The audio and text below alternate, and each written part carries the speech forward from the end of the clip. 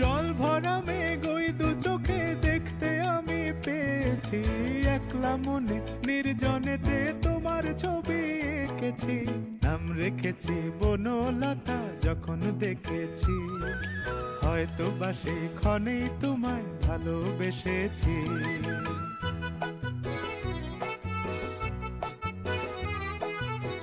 বনলতা কথা হয়ো না গো কুণ্ঠিতা, বনলতা কথা হয়ো না গো কুণ্ঠিতা।